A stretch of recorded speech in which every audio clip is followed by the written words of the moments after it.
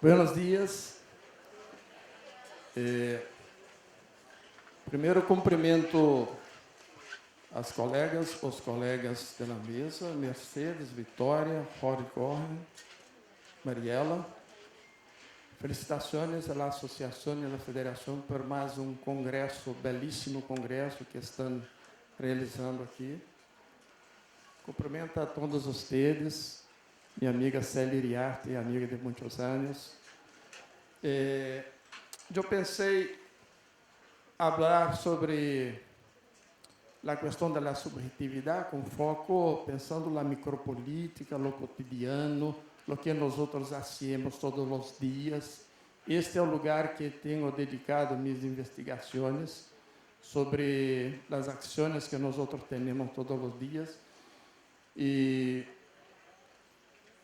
desde que cheguei viernes, a minha apresentação é cambiado todos os dias, na medida que encontro as pessoas, abro com as pessoas, vejo as charlas. É o efeito dos afetos que nós outros temos com o encontro. Vou falar um pouco disso, ou seja, meu corpo vai se modificando na medida que encontro vocês, que encontro conceitos, que encontro a arte, o canto, a canção. Nossos corpos têm essa capacidade de se modificar na medida que os encontros nos afetam de algum modo. Estamos neste movimento ilimitado, contínuo, produzindo uma subjetividade em nós outros. Este é o tema. Portanto, penso que minha charla é uma continuidade de que Mercedes e Corren han falado aqui, porque agora vou falar um pouco, entrar um pouco nos aspectos da construção da subjetividade em nós outros e como isto pode ser uma potência revolucionária para transformar. Esta é a questão. Mas tem dois pressupostos que queria falar antes. Primeiro pressuposto é que o projeto de modernidade que nasce no século XV e XVI, este projeto civilizatório de modernidade ha sido derrotado. É um projeto que se esgotou, porque produziu não uma civilização, mas como diz Aimé Césaire, Aimé Césaire, um autor de Martinique, um departamento francês do Caribe, que produziu uma descivilização e não uma civilização. O que nós outros vemos no mundo hoje é o alargamento de projetos neoliberais, produzindo sofrimento, dor, morte, as guerras, que não há distinção mais entre assassinar as guerras, assassinam os niños, os chicos, as mulheres. Então, nós outros podemos ver que este projeto de civilização ha esgotado. Nós outros temos que pensar num outro projeto de civilização. E para pensar algo novo, nós outros temos que ser radicais em um novo projeto.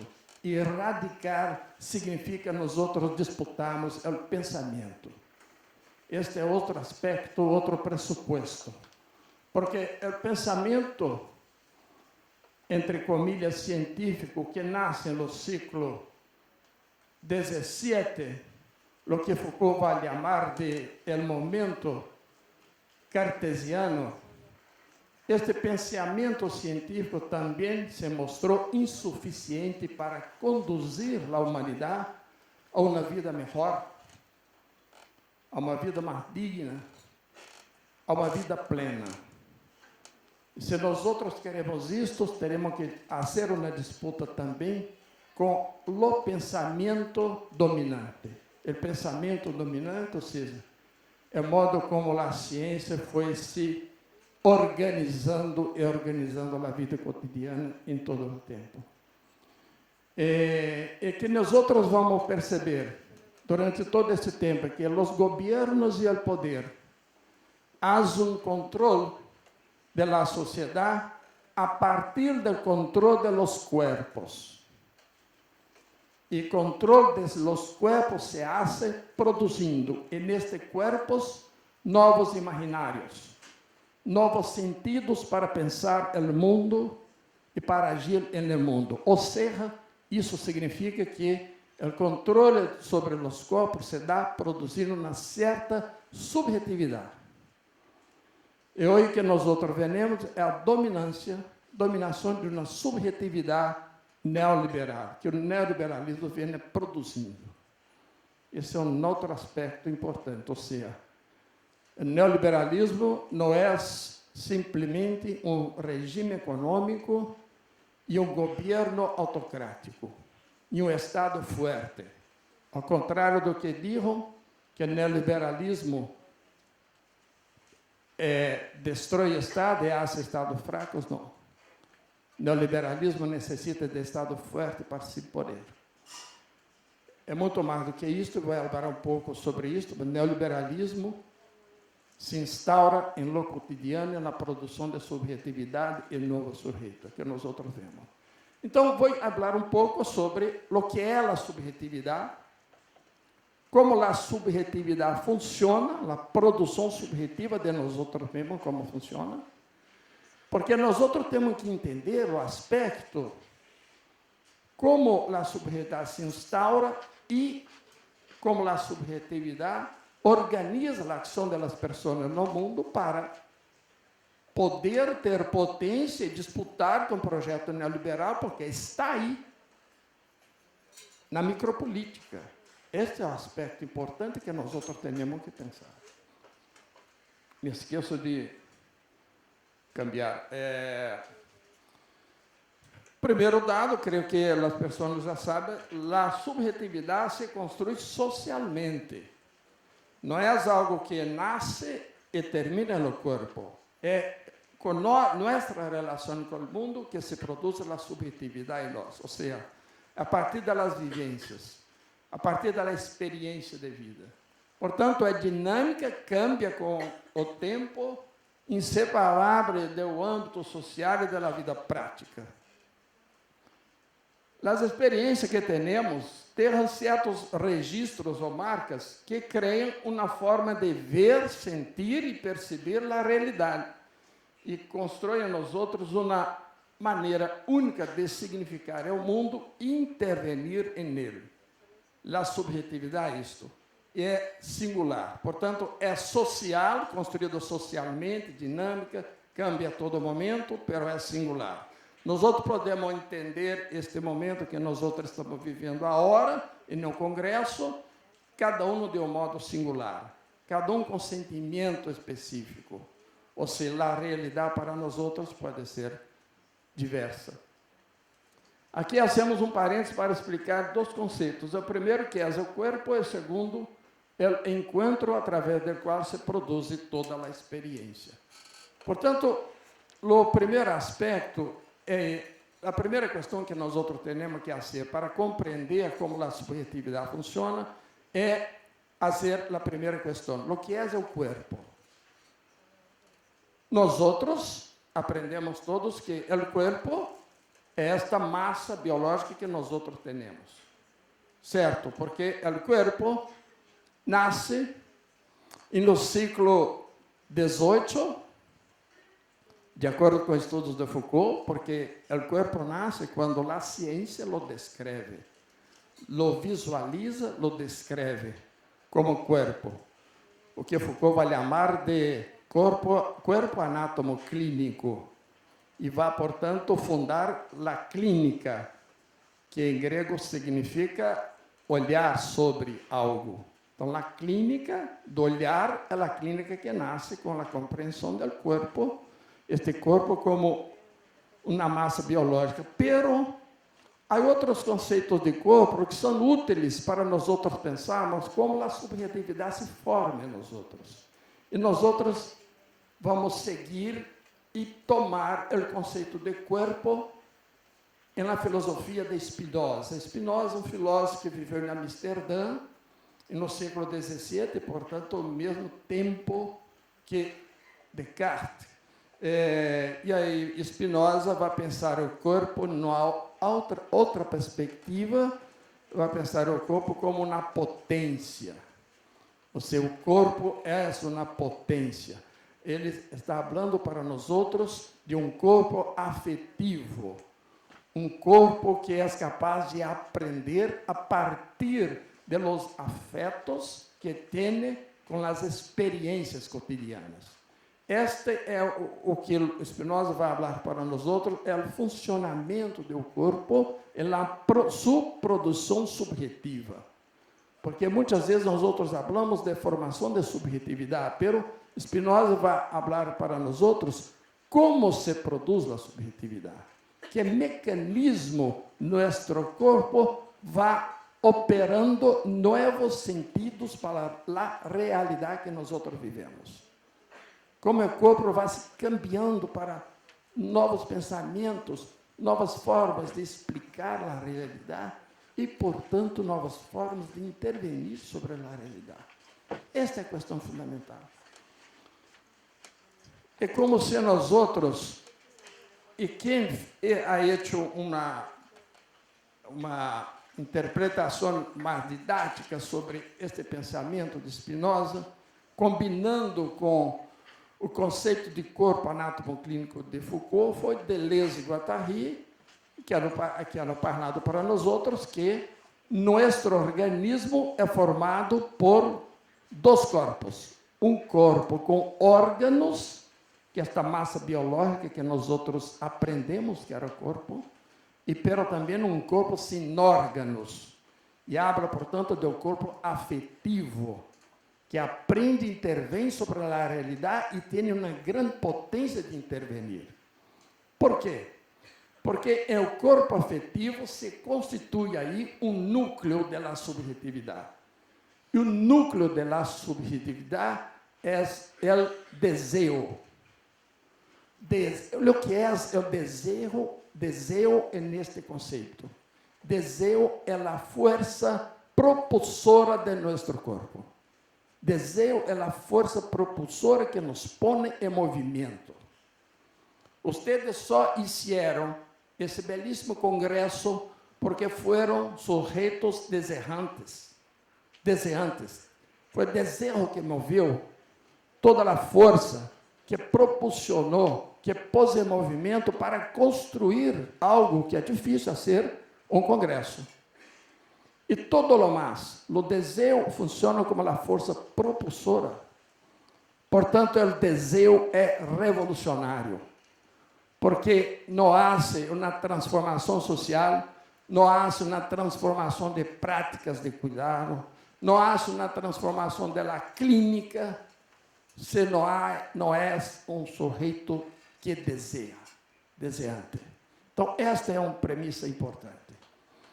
Portanto, compreender que nós outros temos, veja que quando Deleuze e Guattari habla que nós outros temos um organismo habitado por, que se forma com um corpo com órgãos e um corpo sem órgãos, portanto, não está desqualificando o corpo biomédico. Está reconhecendo, evidentemente, claro. Então, pensar um corpo afetivo não é substitutivo do corpo biomédico, ele compõe, é parte do corpo, como nós podemos pensar o corpo integral. Essa é a questão importante. E quando nós trazemos a disputa do pensamento que surge no século XVII, também nós estamos desqualificando o pensamento científico, entre comilhas, como ha surgido no século XVII, mas apenas identificando que aquela ciência é uma ciência insuficiente. Portanto, não é desqualificada, é insuficiente, nós necessitamos de outro pensamento que se agrega para explicar o mundo, este outro pensamento que nós outros estamos tentando trazer e começando com o tema da subjetividade e do significado do corpo. Portanto, seguindo rapidamente o tempo. Como se forma a subjetividade? Nós outros vamos ver que isto que Spinoza, como se forma através... Aqui está, o que Spinoza vai falar para nós outros é que nosso corpo vai aprendendo com os encontros que nós outros temos ao longo do tempo. Ou seja, nossas experiências acontecem com os encontros. Todo encontro forma em nós alguma coisa, nos afeta de alguma coisa. Encontro pode ser com outras pessoas. Encontro pode ser com um acontecimento, por exemplo, o congresso. Encontro pode ser com a arte, a música, a poesia. Pode ser com um conceito teórico que nos mobiliza, nos dá uma força interior para pensar e agir. Portanto, os encontros vão operando e nós outros, os afetos operam formando um conhecimento que não é o conhecimento da razão, é um conhecimento do corpo sensível, o corpo afetivo. E Spinoza vai lembrar que, para nós outros, quando o encontro é um mau encontro, forma em nós uma paixão, um sentimento de tristeza que reduz nossa capacidade de ação, reduz nossa energia vital. Enquanto o encontro é um encontro que traz alegria a nós outros, nossa capacidade de agir é aumentada, ou seja, aumenta nossa capacidade de ação, aumenta nossa energia vital. Isto se explica muito claramente e creio que é muito objetivo e claro, porque nós outros vivemos isso todos os momentos. E isso tem a ver, por exemplo, com a prática clínica. Quando na clínica nós outros temos um bom encontro, seja com um colega, seja com um usuário do serviço de saúde, o bom encontro aumenta a potência de agir. Todos saem do encontro mais felizes. O projeto terapêutico terá mais sucesso. Quando é um mau encontro, é o contrário.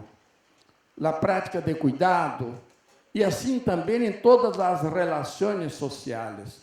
Nossa energia, que nos põe em movimento, com grande capacidade de agir no mundo, acontece se nosso corpo está conectado com projetos de futuro, com ações, com pessoas que nos traem alegria, afetos positivos.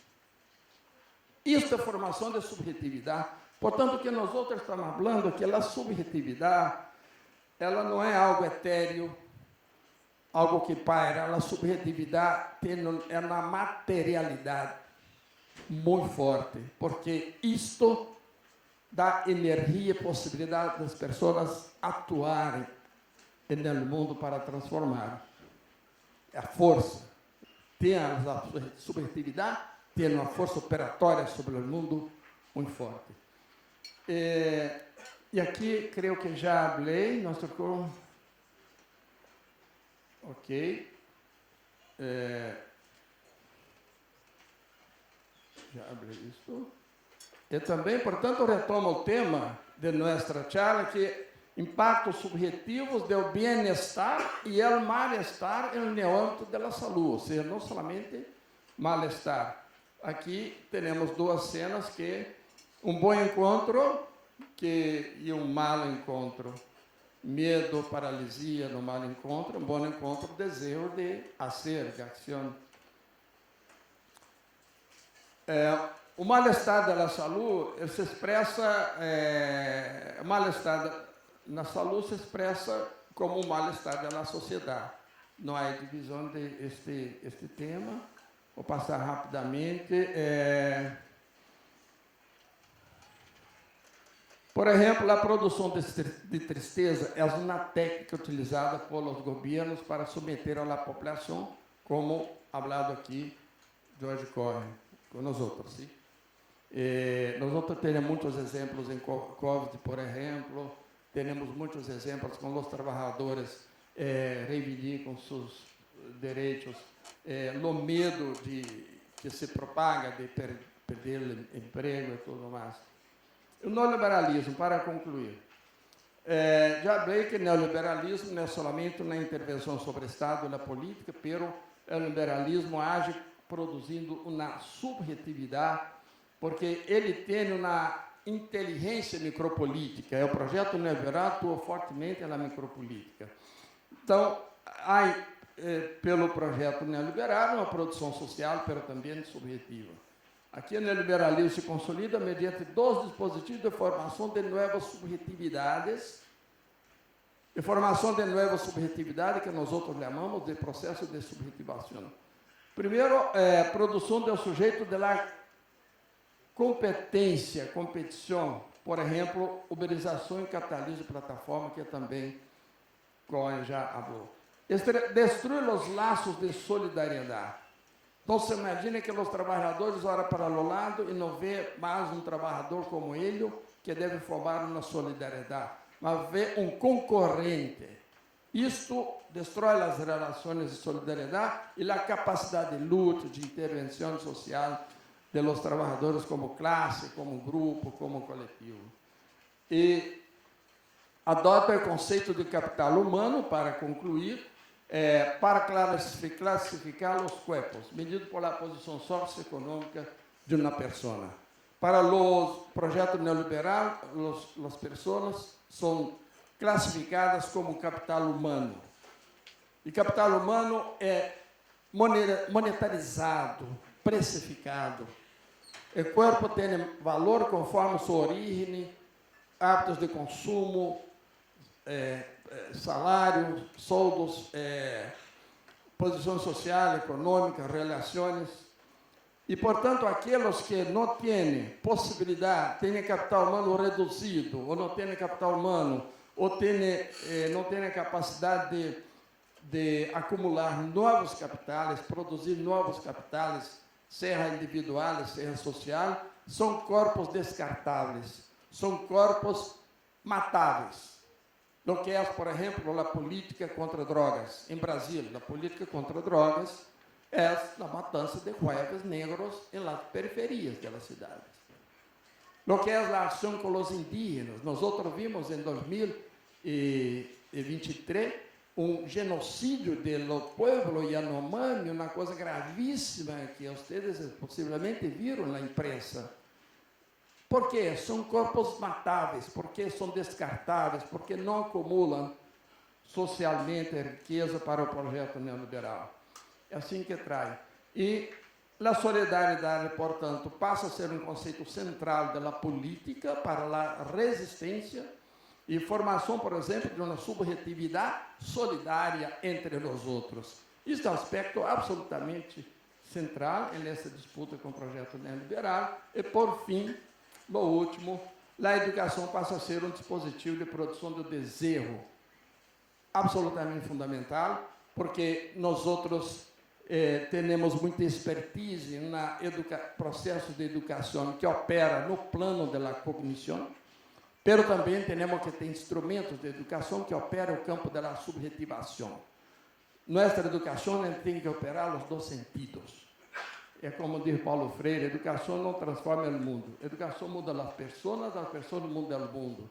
E aí tem várias propostas pedagógicas, instrumentos educacionais que nós outros podemos usar, que também interferem no processo de subjetivação, seja em que grado seja a proposta de educação que é. E, por último, nessa perspectiva, nós outros temos pensado que as unidades de produção do cuidado na rede de saúde são também unidades de produção pedagógica. Isso nós outros temos que pensar com muita força, porque se forma a pessoa na experiência que tem, nós outros temos que operar um processo educacional que expõe as pessoas à prática, à vivência cotidiana, às comunidades, ao âmbito social. Assim que se formam as pessoas. Muitas graças.